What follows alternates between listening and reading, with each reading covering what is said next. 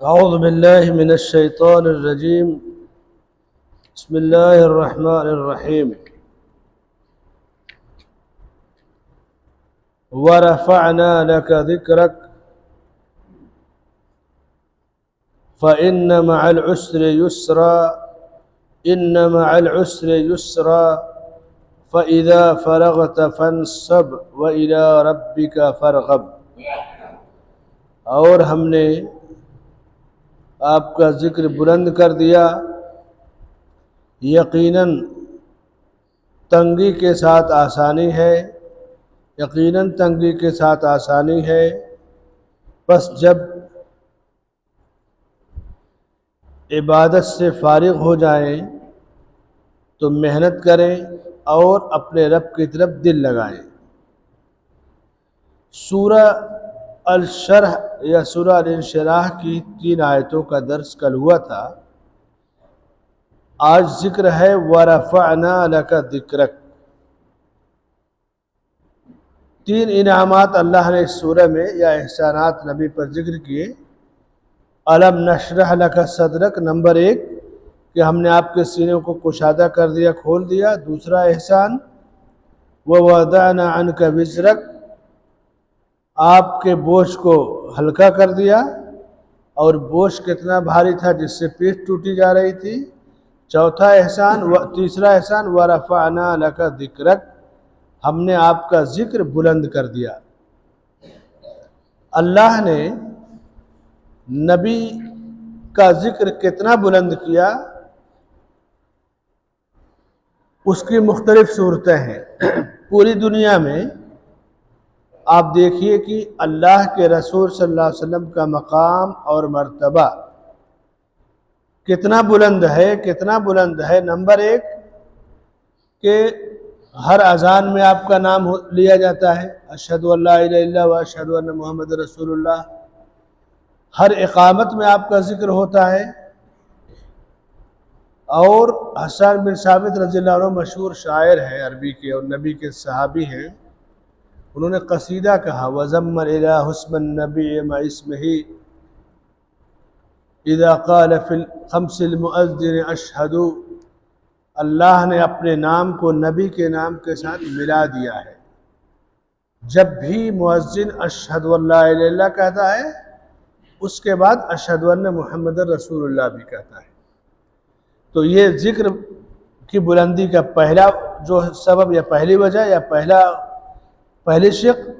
دوسری شق کہ ہر نماز میں آپ کا ذکر کرنا ضروری ہے. بغیر آپ کا ذکر کیے ہماری نماز مکمل نہیں ہوتی. اشہد ان لا الہ الا اللہ، تشہد پڑھتے التحیات للہ، اس کے بعد درود شریف پڑھتے ہیں اللہم صلی علی محمد وعلی آل محمد. تو اذان میں بھی آپ کا ذکر ہے، نماز میں بھی آپ کا ذکر ہے، اور ہر عبادت میں آپ کا ذکر شامل ہے. کوئی بھی عبادت اس وقت تک قبول ہی نہیں ہوتی جب تک کہ اس عبادت میں 2 چیزیں نہ پائی جائیں. پہلی چیز اخلاص نیت خالص ہو. دوسری چیز اتباع سنت، یعنی آپ کی عبادت سنت کے مطابق ہو. سنت کیا ہے؟ نبی کا طریقہ یہی سنت ہے. نبی نے کچھ کیا ہو یا کچھ کہا ہو یا کچھ کرنے کا حکم دیا ہو، یہ سنت ہے. تو اللہ نے ہماری ساری عبادتوں کو نبی کے ذکر سے جوڑ دیا. صلو کما رأیتمونی اصلی، تم اسی طرح نماز پڑھو جس طرح تم نے مجھے نماز پڑھتے ہوئے دیکھا ہے. خذوا انی مناسککم، حج کرنے گئے، کہا کہ مجھ سے حج کے احکام سیکھ لو، جیسے میں کر رہا ہوں ویسے تمہیں کرنا ہے. ساری عبادتیں نبی کے ذکر سے جڑی ہیں. وَرَفَعْنَا لَكَ ذِكْرَكَ، کہ ہم نے آپ کا ذکر تذکرہ بلند کر دیا. انگریزی میں بہت مشہور کتاب ہے، اب تو پھیل چکی دنیا میں، مائیکل ہارٹ کی The 100. تو اس میں بہت بڑے عیسائی مصنف ہیں وہ، یورپی ملکوں کے. تو اس میں دنیا کے 100 بڑے لوگوں کا ذکر کیا ہے کہ جب سے دنیا بنی ہے اب تک 100 بڑے لوگوں کو سلیکٹ کیا ہے، عیسائی ہے لیکن 100 لوگوں میں The 100 بڑی مشہور کتاب ہے، اس میں پہلے نمبر پر ذکر جو ہے محمد صلی اللہ علیہ وسلم کا کیا ہے۔ ان سے پوچھا گیا، وہ چاہتے تو عیسیٰ علیہ السلام کا کر سکتے تھے، عیسائی تھے، تو کہا کہ پوری دنیا میں اب تک سب سے بڑی اور عظیم شخصیت محمد صلی اللہ علیہ وسلم سے بڑھ کر کوئی نہیں مجھے ملی۔ بڑے لوگ ہیں کسی ایک سمت میں بڑائی، کسی ایک پوائنٹ میں بڑے، کسی ایک دو پوائنٹ میں، لیکن آپ کی شخصیت جس بھی طرف دیکھیں گے اللہ نے آپ کو بلندی عطا کی۔ وَرَفَعْنَا لَكَ ذِكْرَكَ، یہ نبی کا مقام ہے۔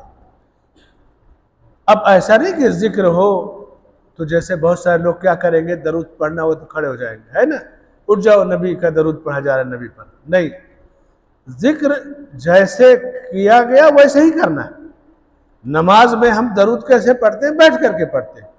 اب یہ بیچارے جلسہ ہوگا، کانفرنس ہوگی، میلاد وغیرہ کریں گے تو کہیں گے اٹھ جاؤ درود پڑھا جا رہا ہے، اور کہیں گے احترام میں درود کے وقت کھڑے ہو جانا چاہیے، تو پھر نماز میں بھی کھڑے ہو جائیں گے، کل ایسا کرنا ہوگا تو جو چیز غلط ہے وہ غلط ہے۔ نبی سے محبت ایمان ہے، بغیر محبت رسول کے کوئی مومن نہیں ہو سکتا، لیکن اپنی طرف سے محبت کا نیا ماڈل اس کو اللہ نے مردود قرار دیا، اس کی کوئی گنجائش نہیں۔ کچھ لوگ کیا کریں گے، اللہ کے نبی صلی اللہ علیہ وسلم کا نام آئے گا تو انگوٹھا چومیں گے، یہ بھی فالتو فضول چیز ہے۔ نبی کا نام آئے تو درود پڑھا جائے، ان اللہ وملائکتہ یصلون علی النبی یا ایھا الذین آمنوا صلوا علیہ وسلموا تسلیما، اللہ اور اس کے فرشتے نبی پر درود و سلام بھیجتے ہیں، اے ایمان والو تم بھی نبی پر درود و سلام بھیجو۔ اللہم صلی علی محمد وعلی آل محمد، جو نماز میں درود بھیجتے ہیں، یا صلی اللہ علیہ وسلم، اللہم صلی علی محمد وبارک وسلم، جس بھی انداز میں نبی پہ درود بھیجنا چاہیں بھیجیں، اللہ نے آپ کا مقام بلند کر دیا ہے۔ دنیا میں اب تک جب سے اسلام آیا ہے کوئی بھی شخص ایسا نہیں گزرا جو نبی کی توہین کیا ہو اور عزت کی زندگی پایا۔ ابو لہب سے شروعات ہوتی ہے، ابو لہب نے توہین کیا، کیسے مرا وہ؟ عدسہ ایک گلٹی کی بیماری تھی، اس میں کوئی قریب نہیں جاتا تھا۔ کرونا کا دور تو آپ نے دیکھا ہے نا، کوئی بہت خطرناک بیماری اس کو لگ گئی تو بہت خطرناک تھی، لیکن اس بیماری میں کوئی قریب نہیں جاتا تھا۔ مر گیا تو اس کو دور سے ایسے پتھر پھینک پھینک کے پاٹ دیا گیا۔ اب اس کے بچوں نے سوچا کہ کہیں ایسا نہ ہو کہ لوگ لان تان کریں گے، برا بھلا کہیں گے، تو مارے حیا کے، مارے شرم کے، اس کے بچوں نے اسے تھوڑا سا مٹی سے پاٹ اٹھ دیا، گڈھا وڈھا کھود کے اور مٹی سے پھینک دیا، اوپر سے مٹیاں پھینک دی، پتھر وغیرہ پھینک دیا۔ ابو لہب پر اللہ کا غضب نبی کی توہین کی وجہ سے۔ اس کے بعد پوری لسٹ ہے آج تک۔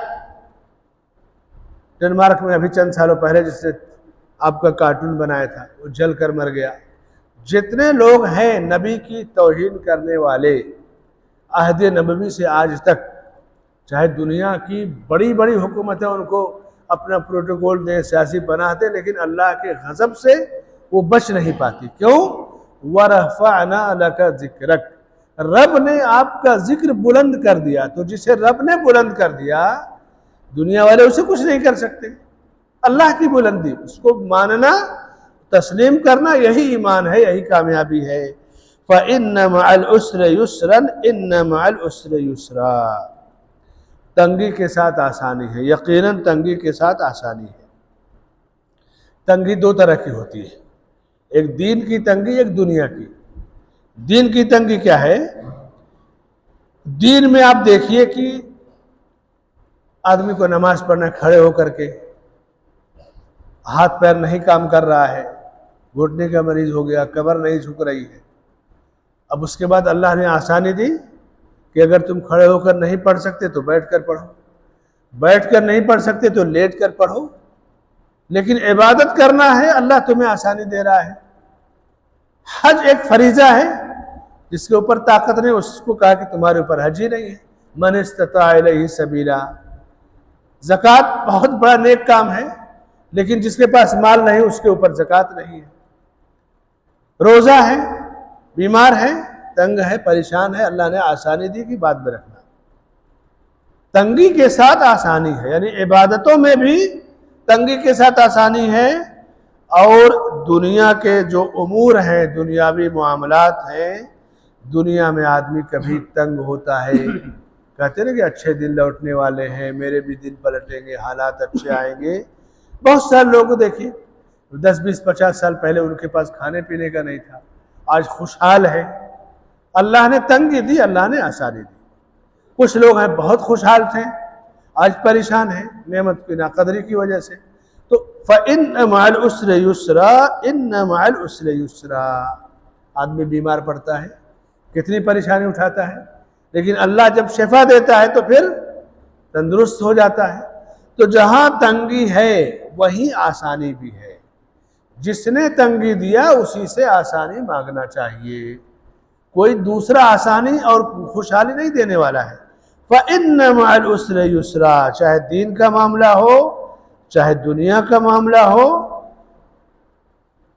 کہتے ہیں نا کہ ناکامی کامیابی کی پہلی سیڑھی ہے۔ کتنے ایسے لوگ ہیں جو اونچی اونچی پوسٹوں پر ہیں، ناکامی سے وہ مایوس نہیں ہوتے۔ یہ جو نیٹ کا رزلٹ آتا ہے نا MBBS کے ایڈمیشن کا، کم لوگ ہیں 2% جو پہلی بار میں امتحان کراس کر جائیں، ورنہ 2 بار 3 بار 4 بار ریپیٹ کرتے ہیں۔ IAS PS وغیرہ کے جو امتحانات ہیں ریپیٹ کرتے ہیں لوگ، 4 5 5 6 10 بار میں کامیاب ہوتے ہیں۔ یہ دنیا کا معاملہ ہے۔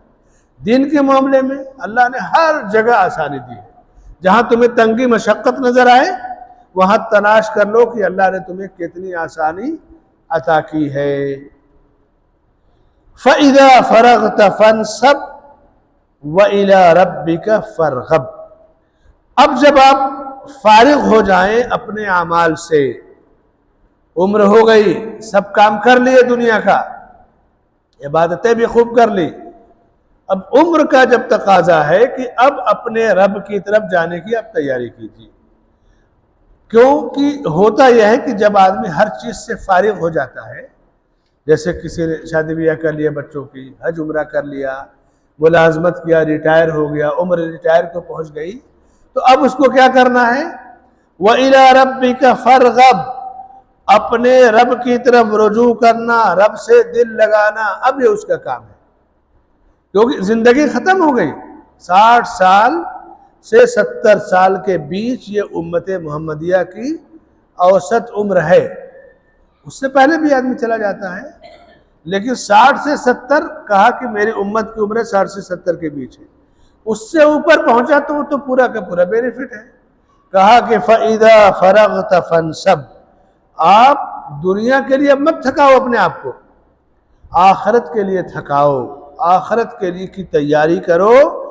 اور دنیا آپ کی چلی گئی، عمر چلی گئی، دنیا چلی گئی، اب آپ کا جو کچھ ہے سامنے آپ کا کچھ نہیں ہے۔ کہتے ہیں کہ وراثت لکھنے جب آدمی بیٹھتا ہے، چاہے جتنی بڑی جائیداد پراپرٹی ہو، یہ دنیا کا واحد سسٹم ہے کہ جو اپنی جائیداد پراپرٹی لے کر بیٹھتا ہے تقسیم کرنے، اس میں اس کا کوئی حصہ نہیں لگتا ہے، کیونکہ اس کا ہے ہی نہیں، اس کے بعد وہ چھوڑ کر کے جائے گا۔ تو وَإِلَىٰ رَبِّكَ فَارْغَب، اپنے رب سے دل لگائیے، اپنے رب کی طرف رجوع کی تیاری کیجیے۔ فَإِذَا قُضِيَتِ الصَّلَاةُ فَانتَشِرُوا فِي الْأَرْضِ وَابْتَغُوا مِنْ فَضْلِ اللَّهِ وَذَرُوا الْبَيْعَ، نماز پڑھ لو، زمین میں روزی کے لیے تلاش ہو، پھیل جاؤ، لیکن اللہ کا فضل تلاش کرو۔ اور سنو، اللہ کا فضل، اللہ کا جو فضل ہے یہی سب سے بڑا تمہارے لیے انعام ہے۔ آدمی کبھی کبھی تھک جاتا ہے، بیمار پڑ جاتا ہے، بڑے بڑے حادثے کا شکار ہو جاتا ہے، اور اللہ اس کی جان بچا لیتا ہے۔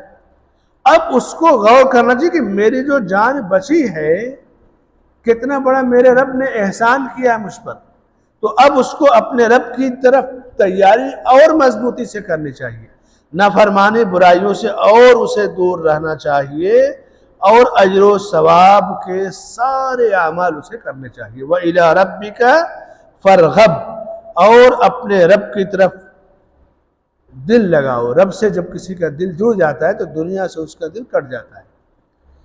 جتنا زیادہ رب سے تعلق مضبوط ہوگا اتنا زیادہ آدمی دنیا کی خرافات، دنیا کی چیزوں سے کٹ جائے گا۔ صحابہ کرام سلف صالحین کا یہی طریقہ تھا نا، اسی لیے نبی صلی اللہ علیہ وسلم کہتے ہیں جعلت قرۃ عینی فی الصلاۃ، میری آنکھوں کی ٹھنڈک اللہ نے نماز میں رکھی ہے۔ کتنی پیاری حدیث ہے۔ دنیا سے آدمی کٹے گا کب؟ جب رب سے وہ جڑے گا، وہ ایٹومیٹک وہ چیز اللہ کی طرف سے اسے ملے گی۔ فَإِذَا فَرَغْتَ فَانْصَبْ وَإِلَىٰ رَبِّكَ فَارْغَب۔ اللہ سے دعا ہے کہ اللہ تعالی ہمیں ایمان اور تقوی عطا فرمائے، نبی کریم صلی اللہ علیہ وسلم کی سنت اور آپ کے نقش قدم پر چلنے کی اور زندگی گزارنے کی توفیق عطا فرمائے، آمین۔ وصلی اللہ علی نبینا محمد وعلی آلہ وصحبہ اجمعین۔